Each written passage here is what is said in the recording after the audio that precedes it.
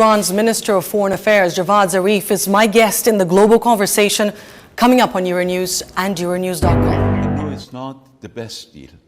It's not what I wanted. It's not what the United States wanted. It's not what France wanted. We all had our complaints.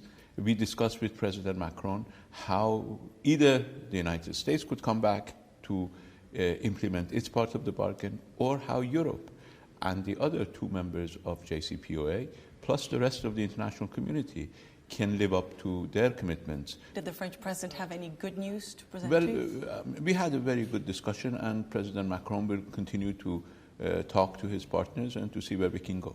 Well, we didn't give anybody any ultimatums. For Europe, whose future is based on multilateralism and the rule of law, this is a threat against the future of Europe. And we are happy that President Macron is taking the lead, but we know that Europe wants to be able to make its own decisions. But we only trust our own people. We put our confidence in our own people, and that is why we have been able to survive through 40 years of pressure from outside. Now the record is very clear that some of Western allies helped Daesh, helped ISIS, helped al-Nusra.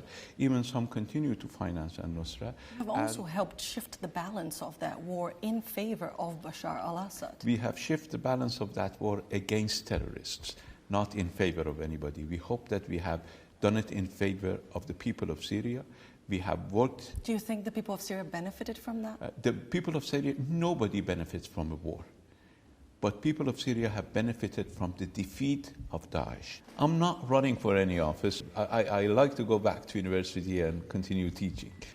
Our currency has recovered a third of its value since the shock of last year after President Trump's withdrawal. So we suffered tremendously last year, and the United States is responsible for huge damages on Iran in hundreds of billions of dollars, which one day they will have to pay. One day they will have to pay. Foreign Minister, do you think the US President Donald Trump has read this deal? I don't think too many people have read this deal anyway.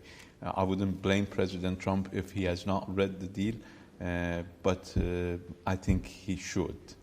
Would you like to send this one to him? We can do it on your behalf if you want.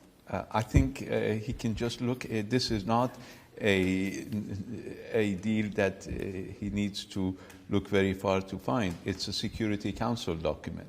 Now, President Trump may not like this deal, but I can tell President Trump that this deal is also in his interest and in the interest of the United States.